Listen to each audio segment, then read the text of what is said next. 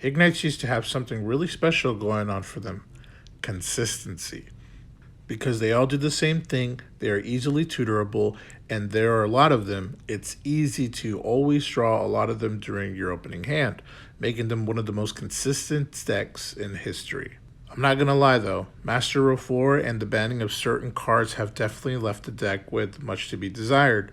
The good thing is that there is still hope. So much that there are two ways to lock your opponent out of their first turn and even kill them before they get a turn. But before we get into the fun stuff, let's go over the deck structure. And what better way than to show you how the combo looks? There are two things minimum you are going to have to do to get this combo started. You need two Pendulum Warriors on the field and any random Igknight scale. It literally doesn't matter what the scale is. To simplify this process, we are going to use Rescue Rabbit and Templar, my favorite Igknight. First, you're going to summon the Rabbit, banish it, get two more Templars out, or any other level 4 or lower Igknight, I guess. And before you say Ash GG, yeah, real funny, there's other ways to get this combo started. So, there's other cards you can use. But for demonstration purposes, we are going with this one. We're going to link these two Templars to summon the literal reason this deck even works. And that's Isolde, our Lord and Savior. Amen. Once we get her, or is it them? I'm not sure. Out on the field, we are going to use her effect to search an opposite Igknight scale that we are not going to summon. So basically, it can't be in the extra deck. You're going to use her second effect to mill any equipped card. I prefer using Moonmirror Shield, and that's going to summon Goki Octo Stretch from the deck. This gets our Goki engine started. Now that you have Octo Stretch and Isolde on the field, you're going to link them both the way to go into Crusadia Equimax. There's two reasons we're doing this.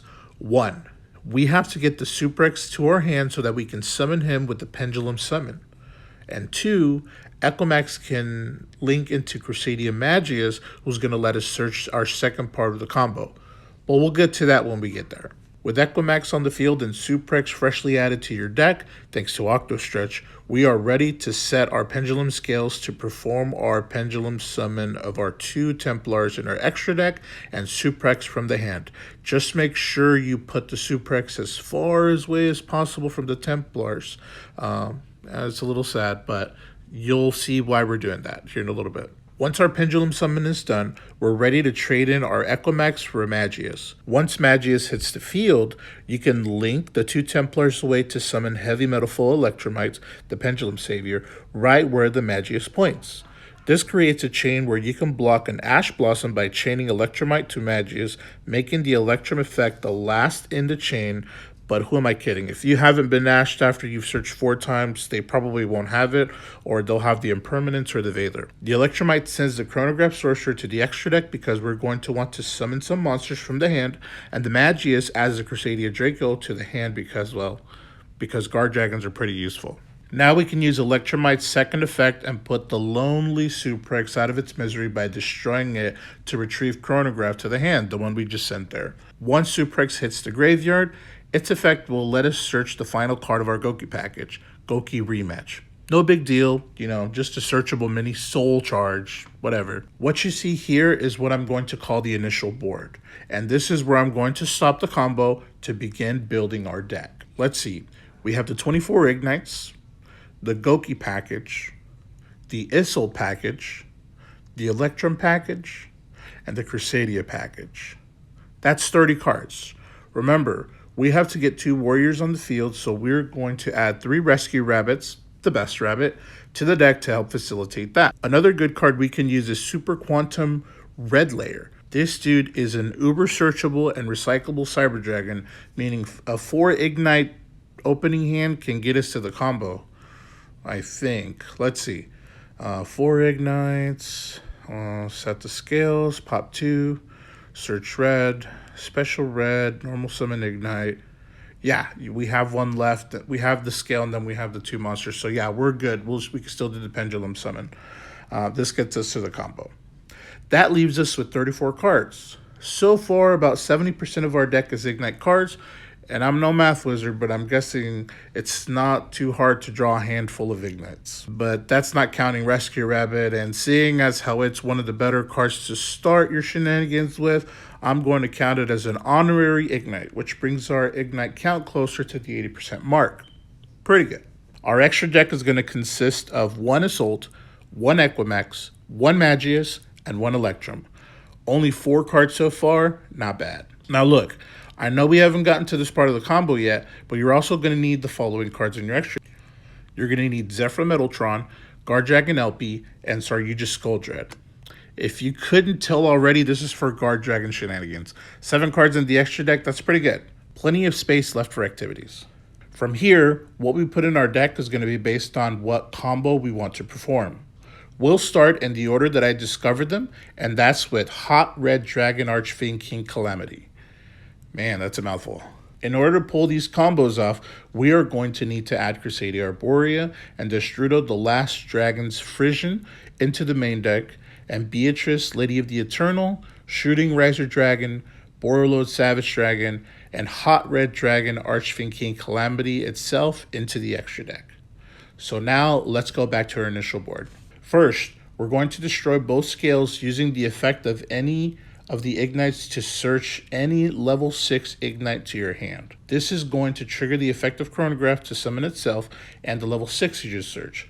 Also, it's going to let you draw 1 card with Electrum's effect. The card you draw is irrelevant, so what we'll do is we'll make it a Man-Eater Bug for demonstration purposes. Now that we have 2 level 6s on the field, we need some link arrows. So we are going to link away the Magius and the Electrum to summon Zephyr Metaltron. Now that we have arrows, we can overlay the 2 level 6s to make Beatrice, Lady of the Eternal, in either end of the board. Basically, you want to get her away from the center. I like summoning my Metaltron on the left extra monster zone, so I'll summon her to the leftmost zone on the field. We are going to detach 1 material from Beatrice to send Crusadia Arborea from the deck to the graveyard. Now that we have Arborea in the graveyard, you can special summon Draco to a zone Metaltron points to, and because he can retrieve a Crusadia monster from your graveyard, we might as well retrieve the Arborea we just sent there with Beatrice and add it to our hand. Next, we're going to link away Draco to summon Guard Dragon LP and his own both it and Metaltron point to. Because my Metaltron is in the left, we are going to go ahead and summon it in the middle. Using the effect of LP, we're going to pull Destrudo from the deck straight to that zone. Since we don't need LP anymore and it's preventing us from continuing our combo, we are going to link off both it and Metaltron to summon Saryuja Skulldread to the opposite extra monster zone.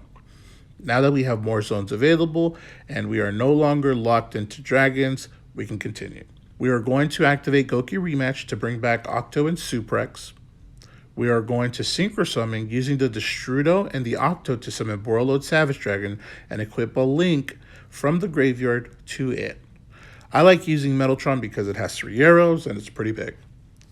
Now we're going to pay half, ouch, to summon Destrudo back by targeting Suprex on the field.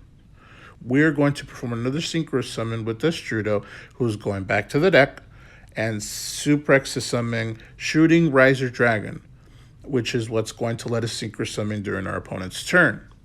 When it's summoned, we have to make its level 1.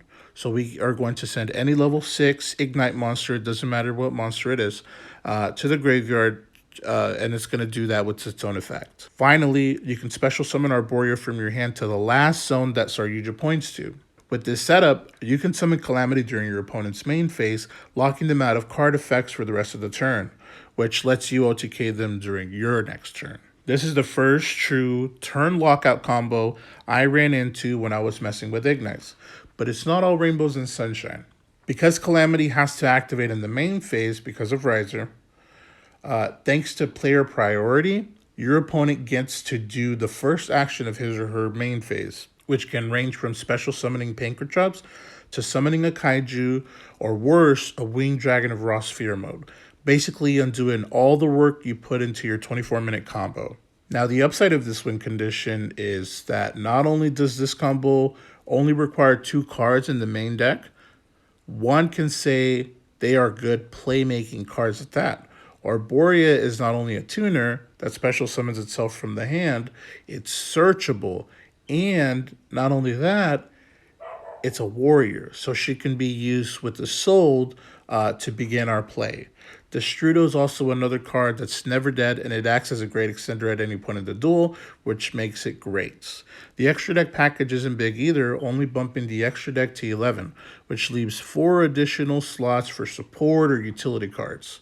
The cards in the extra deck are actually pretty useful too. Borreload and Beatrice are great generic support, whether it be milling a Destrudo with Beatrice or setting up additional negation with Savage Dragon. One thing is certain though, Calamity is fragile and can miss timing, meaning you can't chain Riser to your opponent's card to summon Calamity, making the timing of this card tricky.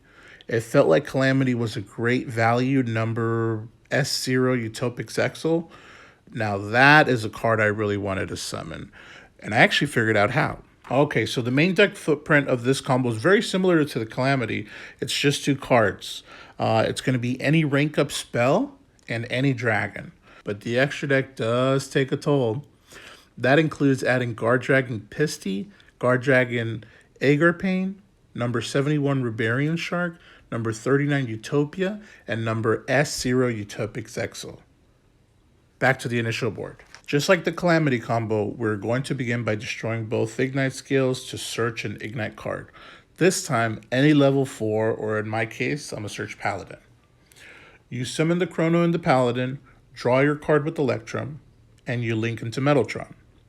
Note that I'm summoning the Chrono and the Igknight away from the Guard Dragon action to make sure I don't interfere with the zone magic. You're going to drop the Draco to a pointed zone and link into Pisty first. That's different from the other combo. I'm going to summon Pisty to the leftmost side of the board to make plenty of room for my Guard Dragons. Pisty is going to bring back Draco, which we're going to link off into Elpie across from Pisty. Elpie is going to summon your dragon from the deck, whatever it is. In this case, we're using Destrudo. Now that we have our dragons surrounded by Guard Dragons, we're going to link either Pisty or Elpie with the Destrudo we summoned to bring out Agarpain.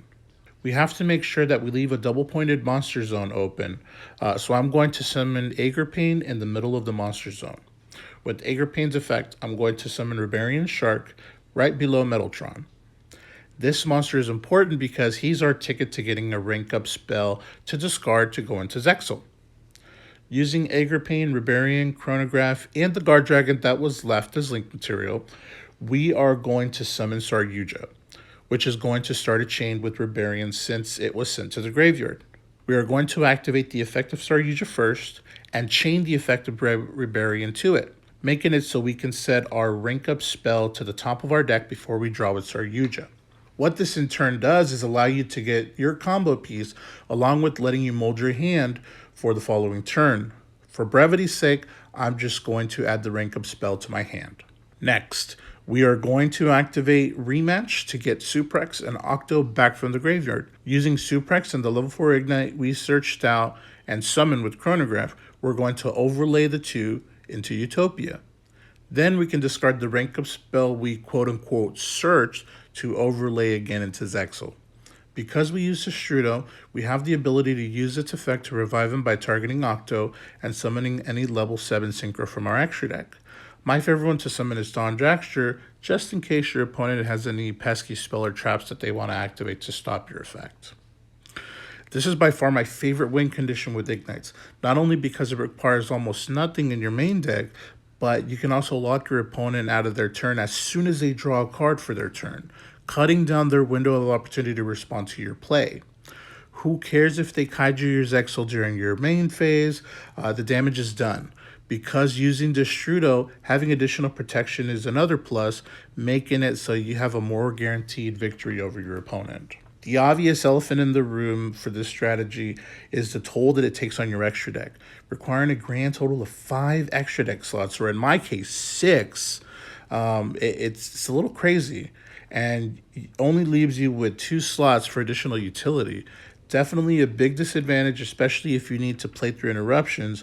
You need other plays you can make just in case you get interrupted, and 2 extra deck slots I don't think is going to cut it, and it's going to make it more difficult for you to get over those barriers. Rank-up spells are also not the greatest utility cards, so that's that. But what if we don't even give your opponent a turn? Then we don't even have to worry about turn 3, let alone turn 2. This one is going to require a lot of main deck space. So we're going to need Magic Cat, Clear Effector, Desynchro, Rescue Ferret, Omni Dragon Brotar, and any level 2 tuner monster. For the purposes of this video, I'm using Secret 6 Samurai Genba. The extra deck is pretty hefty too, requiring Mrs. Radiant, Beatrice Lady of the Eternal, Triple Burst Dragon, and Tempest Magician. That's our win condition. On to the initial board. So back to basics. Destroy both scales, get a level 6, summon it with Chrono, draw a card with Electrum, make Metaltron. This is where things are going to be a little bit different. We are going to play Rematch to summon Octo and Suprex. Then we're going to immediately link away both of them to summon Mrs. Radiant, all the way at the end zone. So in our case, it's going to be in the leftmost zone. Then we're going to drop Draco, link into LP, summon Brotar from the deck, discard any card from your hand, or in this case, we're going to discard the card we drew with Electrum to activate Brotar's effect. We're going to target Mrs. Radiant, and we're adding the Rescue Ferret from our deck to our hand. We need to make Beatrice to send Desynchro to the graveyard, but we can't because LP is locking us into dragons. So we'll link LP and Mrs. Radiant into Triple Burst Dragon. Then we'll overlay Chrono with the level 6 for Beatrice, and detach 1 to send Desynchro. We're almost there. Using Beatrice, Brotar, Metaltron, and Triple Burst as link material, we'll summon Saryuja. We really don't care what we draw with Saryuja because everything is now where it's supposed to be. We'll use Saryuja's effect to summon Ferret from the hand, and Ferret will send itself back to the deck to summon Clear Effector, Magic Cat, and Genba from the deck to the zones that Saryuja points to. We'll use these 3 monsters to synchro summon Tempest Magician, adding a counter to her because of her effects. Now, because we use Magic Cat and Clear Effector as synchro materials, we can activate their effects and put them in a chain. We'll set up Clear Effector's effect as Chain Link 1 and Magic Cat as Chain Link 2. This will resolve backward, letting us stack Desynchro to the top of our deck with Magic Cat before Clear Effector lets you draw the card, which obviously is going to be Desynchro. Now that we have Desynchro in our hand, we'll remove the counter from Tempest to burn our opponent for 500 points of damage. Then we'll play Desynchro to return Tempest to the extra deck and summon the monster used as material from the graveyard to start the process over. All we have to do is loop this play until our opponent's life point hits 0. Obviously, this is the best win condition because your opponent doesn't even get a chance to play or even get a turn. But this is a chunky strategy. Not only do you have to play 6 cards in your main deck, but 3 of them you're hoping not to draw. Definitely no bueno. Now, I know what you're thinking. Look at all those bricks. Now, I understand why someone would say that, but if you look at the big picture, you can actually tell there really isn't many bricks in the Igknight core. To show you this, we'll go back to the deck before we added all the fancy stuff. First of all, none of the Igknights are bricks. They all serve to search the correct piece of the puzzle, and you actually want to draw as many of them as possible. At worst, they are scales that let you use an additional game mechanic to advance your game state. That alone increases their ceiling. When we go for the Golki package, there's only one card that I would really consider a brick, and that's actually Octostretch. Because it's a level 1, you cannot pendulum summon it. You also lose the advantage a soul would have given you from its second effect. If you draw Octo, you'll need a bigger pendulum summon to make up for its lower level. The Isolde package only includes the equip spell, which if you choose the right one, like the one that returns itself back to the deck, like Moon Mirror Shield, then you have no issues continuing plays even if you draw it. I was originally using Phoenix Blade, but at the end of the day, it was more of a win more card instead of a card that can repair my game state. Draco is the only card in the Guard Dragon package, and if Crusaders are bricks, then I have no idea why Thunder Dragons are running them. Just saying. So really, the only card you have in your deck that could possibly be a brick is Octostretch. I built the deck specifically like this to make sure we have more room for error if we put more single-use cards, like rank up spells, instead of something that's more universally useful, like a Destrudo. I'm going to be honest, the main combos do lose easily to hand traps, especially the ones starting with Rescue Rabbit, but there are different things you can do to play around them. Running cards that are not hard once per turns, like Unexpected Die or Summoner's Art, make it so your opponent has to watch what they play Ash, Blossom, and Joy Spring against. The Ignite effects that search are pretty much Ash proof because they don't blow themselves up if Ash negates one of them. Besides, if your opponent is dumb enough to negate one, you can just activate the other one on the other scale and proceed to search anyway. If your combo does not pan out, don't forget you also have the power of the Pendulum Summon as a ceiling extender to let you push through certain interruptions. Cards like Link Spider and Orcus can help you continue even after your opponent has depleted 2 or 3 interruptions, so they are good options as well. Because of this, you have to make sure that you choose the right win condition. So choose the right win condition, weigh out the different strategies, see which one's best for you, and happy dueling.